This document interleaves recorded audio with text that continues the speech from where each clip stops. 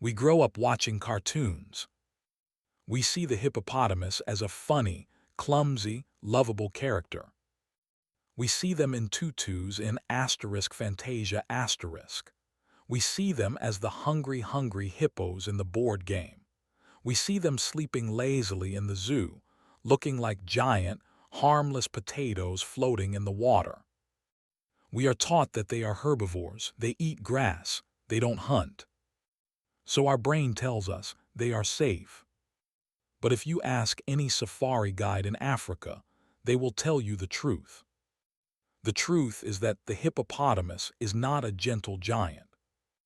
It is the deadliest large land mammal on the planet. It kills more humans per year than lions, leopards, rhinos, and buffaloes combined.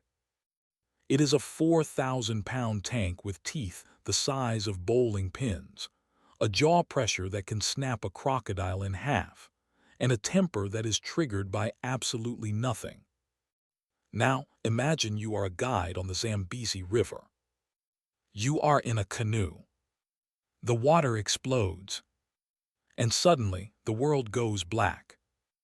It is wet, it is slimy, it smells like rotten eggs and sulfur. You feel a crushing pressure on your chest that feels like a car compactor. You try to move your arms, but they are pinned. You realize, with a horror that your brain can barely process, that you are not underwater. You are inside a mouth. You are waist-deep down the throat of an angry bull hippo. And he is not spitting you out. He is diving. He is taking you down to the bottom of the river to finish the job. This is the story of Paul Templar. It is a story that sounds like a biblical myth, Jonah and the whale. But this was no myth. This was a Tuesday afternoon in Zimbabwe. It is the story of a man who was swallowed, chewed, mauled, and dragged to the bottom of the river 3 separate times, and lived to tell us exactly what the inside of a monster feels like. If you are terrified of what lies beneath the muddy water, if you want to know what it feels like to be on the wrong end of the food chain, please hit that subscribe * button right now. You need to hear this story because it proves that sometimes the scariest thing in the wild isn't the predator hunting you. It's the herbivore that just wants you dead. To understand how a man ends up inside a hippo, we have to go to the Zambezi. Paul Templar was living the dream. He was 27 years old. He was fit, confident, and experienced. He was a former British Army soldier who had found his paradise in Zimbabwe. He worked as a river guide, leading tourists on canoe safaris down the Zambezi River near Victoria Falls.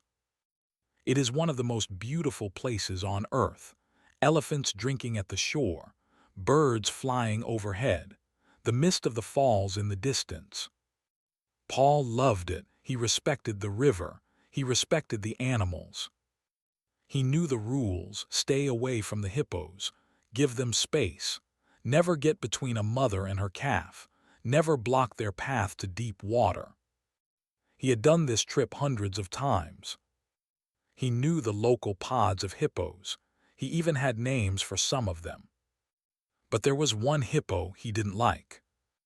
A massive, grumpy old bull. The guides didn't have a cute name for him. They just knew him as a bad attitude. He was territorial, he was aggressive, he had bumped canoes before. But on March 9, 1996, he wasn't just in a bad mood. He was ready for war. It was a standard afternoon trip. Paul was leading a group of 6 tourists in 3 canoes. There were 3 guides: Paul, a guide named Ben, and an apprentice guide named Mike. The tourists were having a great time. They stopped for lunch on an island. They took photos. As they paddled down the river, the sun was starting to dip. The light was golden. Everything was perfect. They approached a stretch of the river where the bad bull lived. Paul signaled the group to go the long way around. "Stay close to the bank," he signaled. "Give them space." The canoes hugged the shoreline. They passed the pod of hippos safely. Paul relaxed. He thought they were in the clear. But then he heard a splash. He looked back. The third canoe, the one carrying the apprentice guide Mike and two tourists, had drifted. They had drifted slightly away from the bank. And suddenly, the water behind them erupted. The massive bull hippo launched himself out of the water. He slammed into the canoe. The canoe flipped instantly. Mike and the two tourists were thrown into the Zambezi. This is the moment where training takes over. Paul didn't hesitate. "Paddle," he yelled to Ben. "Get the tourists to safety." Paul turned his canoe around. He paddled furiously toward Mike and the tourists. The two tourists were swimming toward the shore. They were terrified but moving. But Mike wasn't moving. Mike was treading water in the middle of the river, looking panicked. The hippo had vanished underwater. This is the scariest thing about hippos. They don't stay on the surface. They sink. They run along the bottom of the river like submarines. You don't know where they are until they hit you. Paul reached Mike. "Grab the kayak," Paul yelled. He leaned over to grab Mike's hand. Their fingers touched. It was a moment of connection. "I've got you, you're safe." And then the world ended. Paul describes the sensation not as a bite, but as a sudden darkness. The water between them exploded. The hippo had come up from directly beneath Paul's canoe. He didn't hit the canoe. He hit Paul. The hippo's massive jaws opened to 150 degrees. He grabbed Paul by the torso. Paul's head, shoulders, and arms were inside the hippo's mouth. His legs were hanging out. The canoe was gone. Mike was gone. Let's pause and visualize this. A hippo's mouth is huge, but a human torso is also big. Paul was wedged inside. He later said, "It was black, it was slimy, and it smelled terrible, like rotten eggs and old mud." He felt the pressure. A hippo's bite force is around 2,000 pounds per square inch. For context, a lion is about 650 psi. A human is 160 psi. It is enough force to crush a watermelon like a grape. Paul's ribs cracked instantly. But weirdly, Paul didn't realize he was inside a hippo yet. His brain tried to make sense of it. Am I under the canoe? Did I go blind? He tried to move his arms. He couldn't. He felt the massive, rough tongue pressing against his face. And then the hippo dove. The hippo dragged Paul underwater. Paul was waist-deep in the throat of a monster, being drowned. He held his breath. He started to struggle. He managed to free one of his arms. He felt around in the darkness. He felt the bristles on the hippo's snout. He felt the tusks. And then he realized, I am inside the hippo. The hippo shook him like a dog shakes a toy. Then, miraculously, the hippo opened his mouth. Paul popped out. He floated to the surface, gasping for air. He saw Mike nearby. "Mike, swim," Paul screamed. But the hippo wasn't done. Paul looked down. He saw the water churning. The hippo came up again. This time he didn't swallow Paul head first. He swallowed him legs first. The jaws clamped down on Paul's waist. The bottom tusks, which can be 20 inches long and sharp as razors, punched through his body. One tusk went into his armpit. Another went into his lower back. The hippo dragged him down again. This time Paul didn't just feel pressure, he felt pain. He felt his flesh tearing. He felt his lung collapse. The hippo thrashed him back and forth at the bottom of the river. Paul remembers thinking, "This is it. I'm going to die. I wonder if it will hurt more than this." He thought about his family. He thought about how stupid it was to die on a Tuesday. But the hippo, in his rage, opened his mouth again to get a better grip. Paul floated free again. He was destroyed. His left arm was hanging by a thread. The bone was shattered. The nerves were severed. His chest was an open wound. You could see his lung. He was bleeding profusely. He tried to swim, but his body wouldn't work. He looked at Mike. Mike was staring at him with wide, horrified eyes. And then the hippo came for the third time. The third attack was a frenzy. The hippo grabbed Paul by the torso again. He bit down hard. Paul felt a rib snap and puncture his lung. He was coughing up blood. The hippo dove again. Paul was running out of air. He was running out of blood. He decided to fight back. He remembered hearing that animals have sensitive eyes. But he couldn't reach the eyes. He felt the bristles again. He decided to punch the hippo. It was a futile gesture, punching a 4,000-pound tank with a broken arm. But maybe the hippo didn't like the taste of him. Maybe Paul went limp, and the hippo thought he was dead. For whatever reason, the hippo spat him out one last time. Paul floated to the surface. He was drifting. He was barely conscious. He saw the other guide, Ben, paddling toward him in the canoe. Ben was screaming. Ben grabbed Paul by his life jacket. He hauled him into the canoe. "Where is Mike?" Paul rasped. Ben looked around. The water was calm. There was no sign of Mike. The hippo had taken him. Mike's body was found days later. He had drowned. He hadn't been bitten, but the turbulence and the shock killed him. The attack was over, but the survival was just beginning. Paul was a wreck. He had **, 38 puncture wounds *. His left arm was crushed. One lung was exposed. He had lost so much blood that he was going into hypovolemic shock.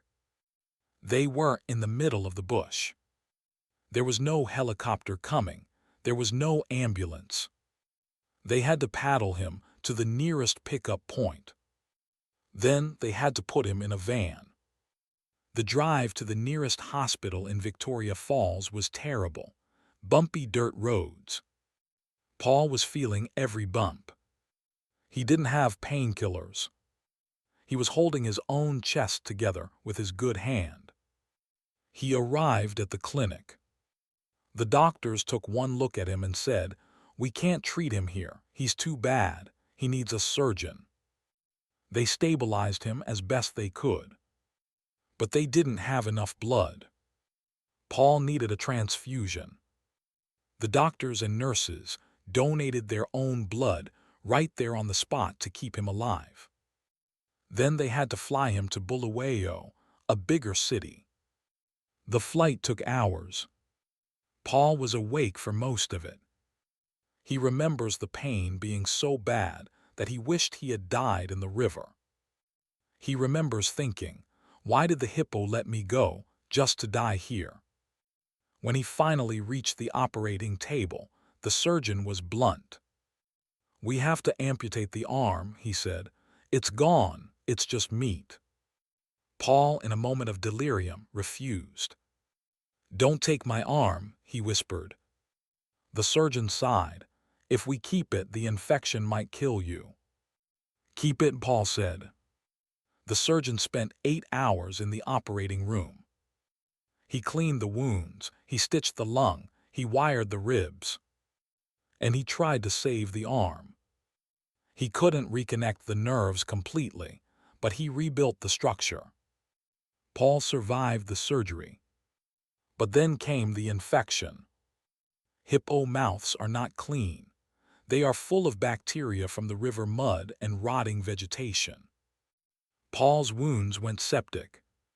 He spiked a fever, he hallucinated. For weeks, he hovered between life and death. He lost, but the physical recovery was only half the battle. The mental recovery was harder. Paul had survived, but Mike, the apprentice he was supposed to protect, had died. Survivor's guilt is a heavy burden. Paul kept asking, "Why me? Why did I get spat out and he drowned?" He had nightmares about the smell of the hippo's stomach, rotten eggs and sulfur. It haunted him. Every time he smelled a swamp or a drain, he was back in the dark. And his arm. It was attached, but it was useless. It was paralyzed. He couldn't move his fingers. The doctors told him he would never use it again. But Paul was stubborn. He did physical therapy for years. Slowly, twitch by twitch, the nerves reconnected. Today, he has about 60% function in that arm. It's not perfect, but it's there. Most people would never go near a river again. Most people would move to a desert. Paul Templar did the unthinkable.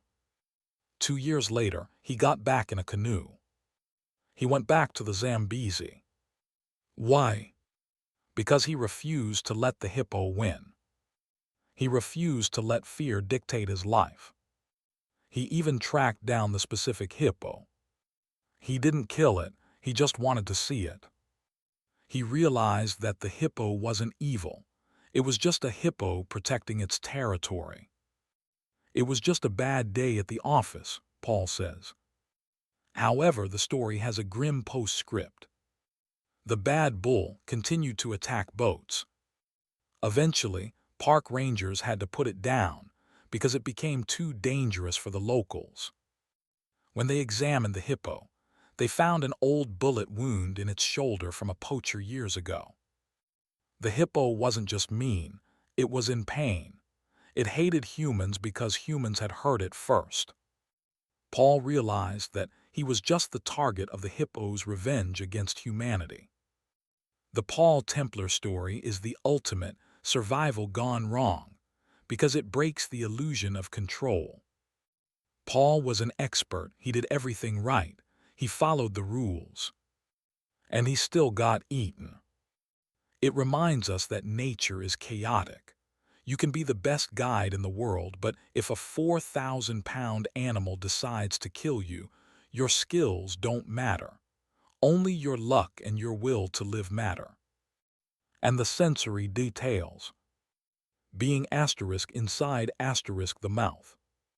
Most animal attack survivors talk about the bite. Paul talks about the asterisk swallow asterisk. He talks about the texture of the tongue, the claustrophobia. It is a uniquely horrifying perspective that makes you rethink what it means to be consumed. Paul Templar is now a motivational speaker. He tells his story to audiences around the world. He asks them, "What is your hippo? What is the thing that attacked you, chewed you up and spat you out? And what are you going to do now that you're still here?" He is the man who looked into the abyss, and the abyss burped him back out. He is living proof that you can be broken, battered, and partially digested, and still find a reason to smile. I can't get over the rotten egg smell detail. It makes it so real. It's not just scary, it's gross. Do you think you would have gone back to the river like Paul did? Or would you have stayed on dry land forever?